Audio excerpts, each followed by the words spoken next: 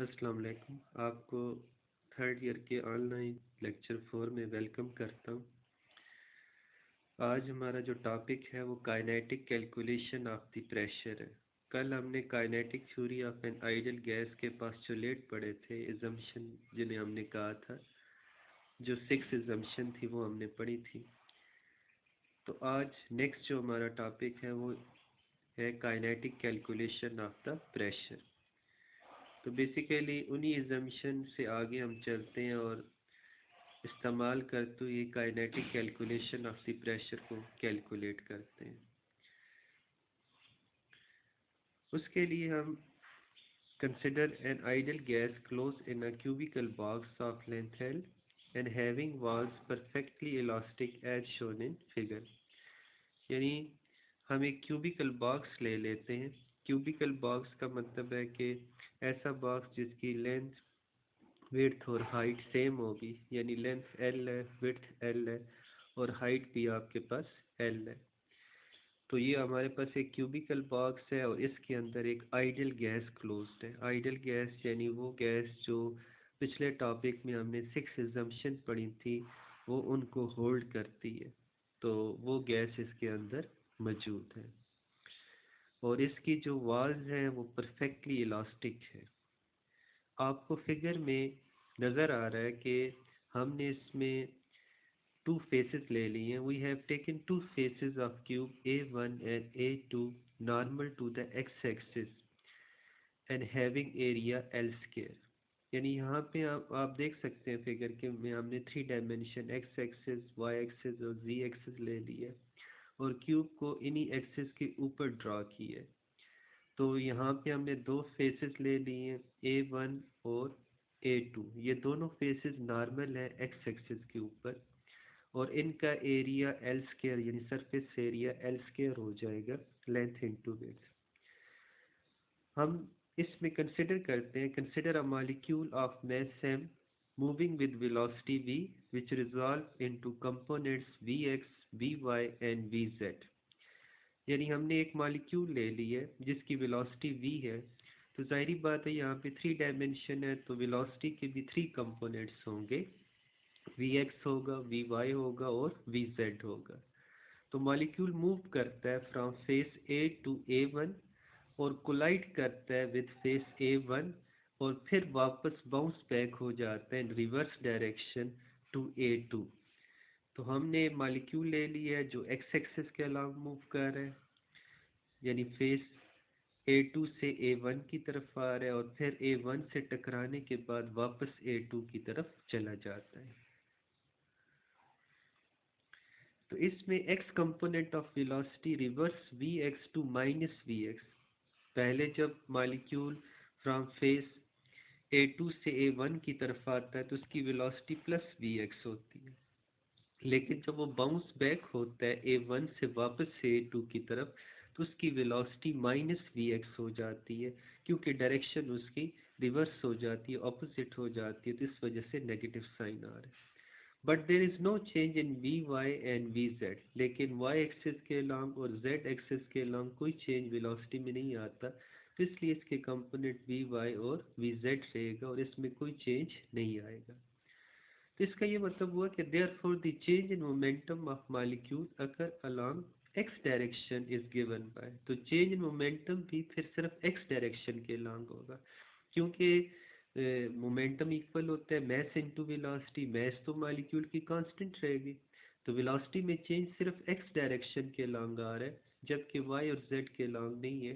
तो change in momentum भी सिर्फ x डायरेक्शन के अलॉन्ग होगा। तो चेंज इन मोमेंटम आपको पता है किसकी इक्वल होता है, final momentum minus initial momentum. तो final momentum minus m v x होगा, क्योंकि वेलोसिटी माइनस वी एक्स थी, क्योंकि वेलोसिटी रिवर्स हो जाती थी। तो मोमेंटम होता है मैस इनटू वेलोसिटी, तो इसका मोमेंटम हो जाएगा माइनस एम वी एक्स और फिर माइनस साइन आ गया और इनिशियल मोमेंटम क्या है, एम वी एक्स है।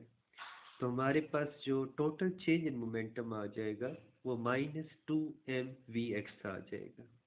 The total momentum is conserve in collision, क्योंकि हमने कल पढ़ा था काइनेटिक थ्योरी में कि जो कोलिजन होगी वो इलास्टिक कोलिजन होगी।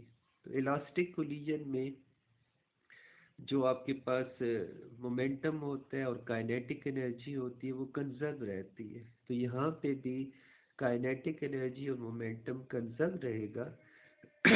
तो जो इसका the momentum imported to A1 is 2 mvx। तो मैग्नीट्यूड फॉर्म में हम इसको 2 mvx लिख लेंगे, यानी जो मॉलिक्यूल फेस A2 से A1 की तरफ आया है और कोलाइड किया है तो उसने कितना मोमेंटम यहाँ पे डिलीवर किया है, उसने जो मोमेंटम डिलीवर किया है वो 2 mvx है टकराने पे। अच्छा, ये तो हमारे पास आ गया, चेंज इन मोमेंटम आ गया। अब हम आते हैं टाइम की तरफ। क्योंकि molecule reach from A to A1 without collision with any other molecule, यानी जब मॉलिक्यूल मूव कर रहा है फेस A2 से A1 की तरफ बगैर किसी और मॉलिक्यूल के साथ टकराए, तो time taken by the molecule is L/Vx। तो यहाँ पे जो हमने फार्मूला इस्तेमाल किया है वो S=VT है और टाइम क्या आ जाएगा S/V। तो S डिस्टेंस है फ्रॉम फेस A2 से A1 की तरफ, वो L है, लेंथ आ जाएगी।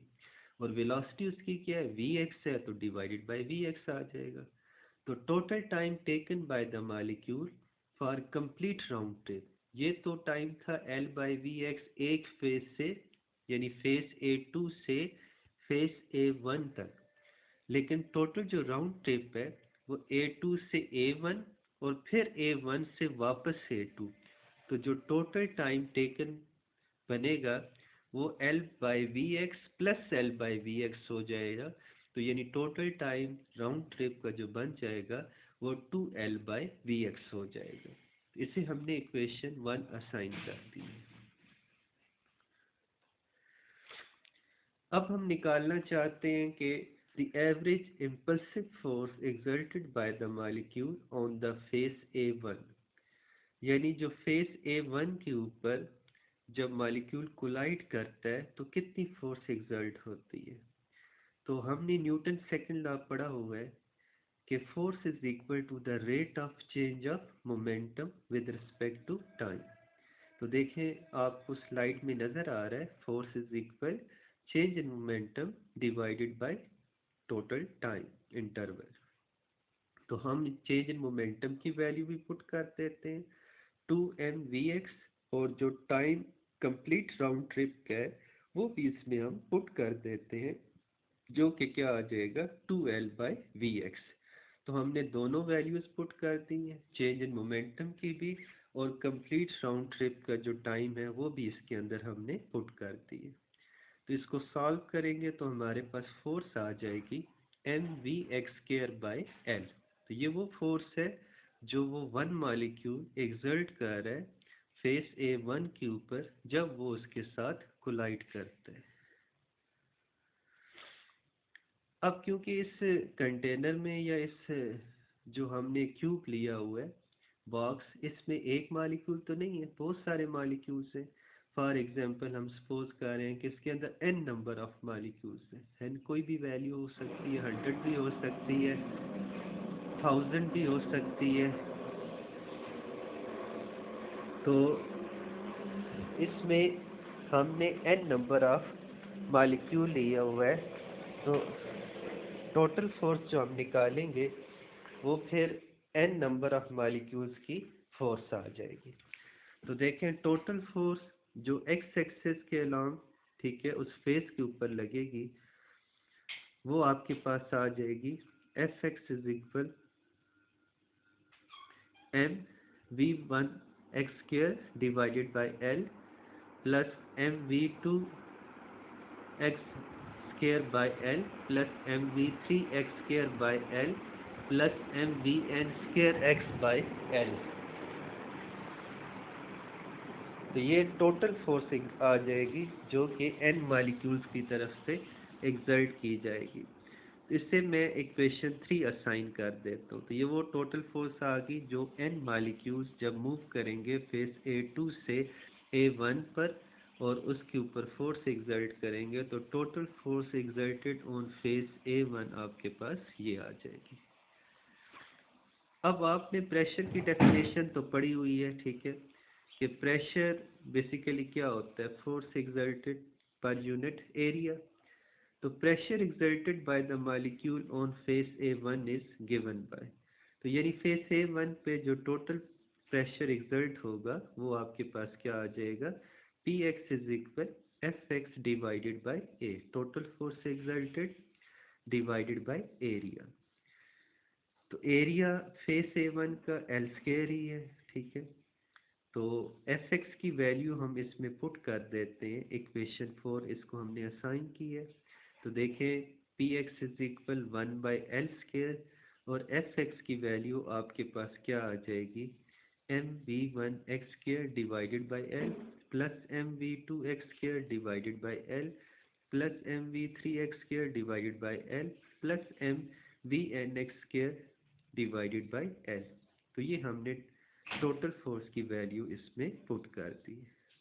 तो इसमें से 1/L कॉमन आ जाएगा, वो एल स्क्वायर के साथ मल्टीप्लाई होके L³ हो जाएगा, और ऊपर नोमिनेटर में से m कॉमन आ जाएगा, तो हमारे पास ये प्रेशर आ जाएगा Px is equal m divided by L³ और v1x² plus v2x² plus v3x² plus up to so on vnx², और इसको हमने इक्वेशन 5 असाइन कर दी है।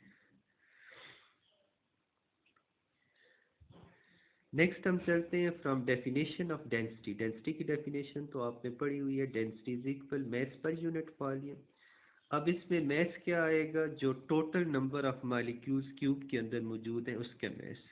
तो स्मॉल m मैस है 1 मॉलिक्यूल का, तो टोटल मैस क्या बन जाएगी, n नंबर ऑफ मॉलिक्यूल है, तो n को अगर हम 1 मॉलिक्यूल की मैस से मल्टीप्लाई कर दें तो ये आपके पास टोटल मैस आ जाएगा। और वॉल्यूम क्या होगा, आपको पता है वॉल्यूम क्यूब का L³ आ जाएगा। अब यहाँ से हम क्या करते हैं कि डेंसिटी और जो नंबर ऑफ मॉलिक्यूल n है उसे डेंसिटी से डिवाइड कर देते हैं, तो हमारे पास इक्वेशन क्या आ जाती है, m/L³। अब देखिए पिछली इक्वेशन में m/L³ आ रहा था, तो इक्वेशन 5 में हम वैल्यू पुट कर देते हैं m/L³ की जगह density divided by number of molecule. तो इक्वेशन 5 ये जो थी आपके पास लास्ट, ये इक्वेशन आपके पास इस फॉर्म में आ जाएगी, Px is equal density divided by number of molecule और फिर आगे वही वेलोसिटी के स्क्वायर का सम आ जाएगा। तो इक्वेशन 5 आपके पास इस फॉर्म में आ जाएगी वैल्यू पुट करने के बाद। अब देखें ये जो आपकी इक्वेशन है, इसको जो लास्ट इक्वेशन है Px is equal rho by n और वेलोसिटी के सम का स्क्वायर, इसको अगर हम इस तरह लिख लें, n को हम जो वेलोसिटी का जो स्क्वायर का सम है उसके नीचे लिखते हैं, तो ये फिर आपके पास बन जाती है mean square velocities. Mean velocity होता है वो तो स्क्वायर नहीं होता, sum of velocity divided by number of molecule, इसके ऊपर स्क्वायर है तो इसे हम क्या कहते हैं, मीन स्क्वायर वेलोसिटी, ठीक है। तो v1x² plus v2x² plus v3x² plus vnx² divided by n, इसको हम कहते हैं मीन स्क्वायर वेलोसिटी कहते हैं।